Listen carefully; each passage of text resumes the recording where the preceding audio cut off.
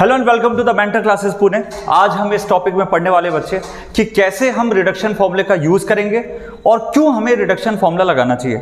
सबसे पहली बात ये होती है बच्चे कि रिडक्शन फॉर्मूला लगाना क्यों है। चलिए एक छोटा सा एग्जांपल लेते हैं। जैसे फॉर एग्जांपल साइन थीटा का जो इंटीग्रेशन है, तो साइन थीटा का इंटीग्रेशन सबको पता है सर कि वो कितना हो गया, that is minus cos of theta.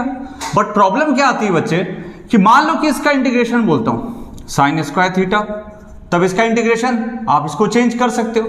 Sir कैसे चेंज करेंगे? हमको पता है sir 1 minus cos of 2 theta is equal to कितना हो गया सर 2 साइन स्क्वायर थीटा। इसमें हमने चेंज कर दिया, इसको चेंज करके इंटीग्रेशन में कन्वर्ट कर दिया। But if we have the integration, मान लो कि ऐसा इंटीग्रेशन आता है कि साइन की पावर 10 थीटा कॉस की पावर कितना 15 थीटा एंड डी थीटा, ऐसी कोई लिमिट दी है, तो यहां पे आके हम फंस जाएंगे।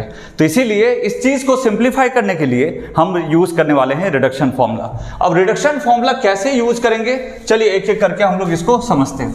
देखिए बच्चे, इसमें सिंपल 3 फॉर्मेट होते हैं। तो format number 1, the first format says if you have the limit 0 to π/2, तो यहां से आती है बेटा साइन की power n theta, this is D theta, तो इक्वल टू हो जाएगा ऑड नंबर से कम करते चलो। तो ये क्या होता है बेटा न्यूमरेटर, ये क्या होता है डिनोमिनेटर, तो ऑड से माइनस करो। ऑड नंबर ये नंबर है ना बेटा, ये कोई इंटीजर है, तो कैसे जाएगा n minus 1, n minus 3, n minus 5। Okay, अब कहां पे लास्ट जाना है 1 या फिर 2 पे जाके लास्ट में रुक जाना है। डिनोमिनेटर में क्या होगा बच्चे, डिनोमिनेटर में n माइनस 2, n माइनस कितना 4, ऐसे बेटा 1 और 2 तक चले जाओगे एंड लास्ट में किसका मल्टीप्लाई करोगे बेटा, p का मल्टीप्लाई करना है। अब बच्चे एक चीज देखो, p की मल्टीप्लाई में 2 वैल्यूज पॉसिबल है, 1 और सेकंड कौन सा है बच्चे π/2। Got it. तो ये 1 वैल्यू कब यूज करेंगे और π/2 कब यूज करेंगे? 1 तब यूज करेंगे जब n कितना होता है बेटा ऑड नंबर, और ये कब होगा बच्चे इवन नंबर। Got it. अब आते हैं सेकंड फॉर्मेट पे। सेकंड फॉर्मेट क्या होगा सर, चलो सेकेंड फॉर्मेट बोलता है कि सर 0 से π/2 कॉस की पावर n थीटा और डी थीटा, ये सेम जो इसमें लग रहा है वही सेम उसमें भी लगेगा। अब फायदा कितना अच्छा है, देखो फायदा ये अच्छा है, किसी भी वेरिएबल का जैसे साइन थीटा का भी इंटीग्रेशन करते हो, उसके बाद में आप अपर लिमिट लगा रहे हो, आप लोअर लिमिट लगा रहे हो, आती है ना प्रॉब्लम। बट इसमें कुछ नहीं है, सिंपल नंबर दिया, नंबर को प्लस माइनस करके लास्ट में लिखना है। जैसे ये दिया है तो कितना हो जाएगा ये n माइनस 1, या फिर मैं बोल सकता हूं जैसा ऊपर वाला है वैसा ही सब कुछ सेम रहेगा। चलो इसका छोटा सा एग्जांपल लेते हैं। देखो मान लो कि ऐसा आता है 0 to π/2, ओके, इनमें से साइन ले लिया, कॉस कुछ भी ले सकते हैं। एक एग्जांपल साइन की पावर 9 थीटा, या फिर ले लेता हूं साइन की पावर 6 थीटा डी थीटा, कितना हो जाएगा, एक ऑड नंबर कम करते चलो सर, 6 में से 1 गया, कितना हुआ सर 5, फिर कितना हुआ 3, फिर कितना हुआ 1। मैंने क्या बोला 1 और 2 तक लास्ट में जाके टिक जाना है, इससे आगे नहीं जाना। कभी भी आपकी 0 वैल्यू और कभी भी आपकी नेगेटिव वैल्यू पॉसिबल नहीं हो सकती। 0 हुआ तो वैसे भी इंटीग्रेशन 0 हो जाएगा, इसका मतलब आप एरिया को 0 बोल रहे हो, तो वो पॉसिबल नहीं है एक तरीके से देखा जाए। अब आते हैं बेटा इवन नंबर। यहां पे नीचे देखोगे बच्चे, ये जो नंबर है वो 6 लिखा है, तो मैंने यहां पे बोला n लिखो, फिर इवन नंबर से कम करते चलो। तो बेटा 6 है, फिर 4 आएगा, फिर कितना आएगा, फिर 2 आएगा। अब सर 2 आ चुका है तो रुक जाना है, लास्ट में किसको मल्टीप्लाई करना है, आइदर आई विल मल्टीप्लाई π/2 है ना, और या फिर मैं मल्टीप्लाई कर दूंगा 1। तो देखो बच्चे पावर कितनी है 6 मतलब इवन नंबर, मतलब लास्ट में किसका मल्टीप्लाई कर दिया π/2। अब आ जाओ सबसे मोस्ट इंपॉर्टेंट फॉर्मेट नंबर 3। क्या बोलता है फॉर्मेट नंबर 3, 0 to π/2 साइन की पावर m थीटा कॉस की power n theta and d theta. चलो let us take an numerator. अब बच्चे यहां पे एक चीज देखना, मैं क्या करूंगा, इसका भी ऑड से कम करते चलूंगा और इसका भी मैं ऑड से कम करते चलूंगा। Got it. अब इसका ऑड से कम करते चलो, तो m minus 1, m minus 3, m minus 5, 1 और 2 तक लास्ट जाना।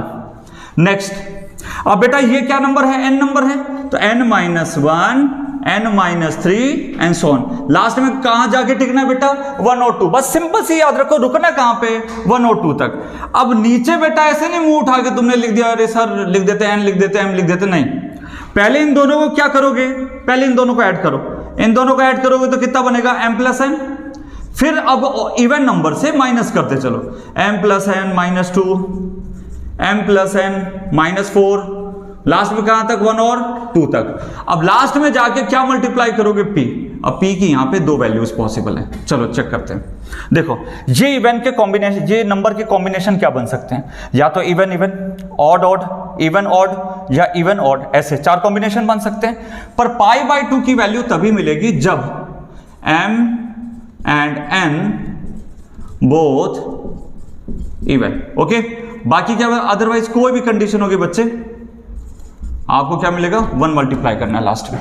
चलो इसका एक छोटा सा एग्जांपल देखें। For example 0 to pi by 2 sine की पावर 5 थीटा और कॉस की पावर 4 थीटा डी थीटा। अब एक चीज बताओ, नॉर्मल इंटीग्रेशन करने जाओगे कहीं ना कहीं ये इंटीग्रेशन सॉल्व करना कितना मुश्किल है, तो इसको सॉल्व करने के लिए हमारे पास रिडक्शन फॉर्मूला है ना। और सबसे इंपॉर्टेंट काम कहां पे आता है रिडक्शन का, जब मैं डबल एंड ट्रिपल इंटीग्रेशन की बात करता हूं। किसकी बात करता हूं, डबल एंड ट्रिपल इंटीग्रेशन। चलो इसको चेक करो, साइन की पावर 5 थीटा, कॉस की पावर कितना बच्चे 4 थीटा डी थीटा, यहां तक क्लियर। अब इसको सॉल्व करने के लिए पहले मैं एक डंडी खींचा, उसके ऊपर न्यूमरेटर की बात करूंगा। बेटा न्यूमरेटर देखो, न्यूमरेटर कितना 5 और यहां पे कितना है, पावर देखो बेटा 5 और ये कितना 4, तो 5 को माइनस करते दो, 5 माइनस 1 कितना हुआ, मतलब ऑड नंबर से कम करना है, तो कितना हुआ 4, फिर कितना हुआ 2, रुक जाना है। मैंने क्या बोला, 1 और 2 तक लास्ट आपको जाके रुक जाना है। Got it. अब बच्चे ये 4 है, तो 4 के लिए मैं क्या करूंगा, 4 में ऑड नंबर को कम करूंगा। अब बच्चे ऑड नंबर को कम करेंगे तो 3, फिर 2 कर दो 1। मैंने बोला कि 1 और 2 तक लास्ट में जाके रुक जाना है। अब देखो इन दोनों को क्या करेंगे सर, इन दोनों को ऐड कर देते, तो 5 और 4 कितना हुआ 9, फिर कितना हुआ 7, 2 कम करते चलो, फिर कितना हुआ 5, फिर कितना हुआ 3, फिर 1। अब लास्ट में जाके क्या मल्टीप्लाई करना है, लास्ट में जाके आपको मल्टीप्लाई करना है, either we can multiply the pi by 2 और वी कैन मल्टीप्लाई द 1। तो पाई बाय 2 मल्टीप्लाई करूं या 1, वो कैसे डिसाइड करते हैं सर, जब दोनों इवन होंगे तो मैं मल्टीप्लाई करूंगा पाई बाय 2। बेटा इतना तो आइडिया लग ही गया होगा कि 5 और 4 में क्या है इवन ऑड, ये है इवन नंबर, ये क्या है ऑड नंबर। ये कौन सी कंडीशन है, जब दोनों इवन नंबर होंगे तब मुझे पाई बाय 2 मल्टीप्लाई करना है।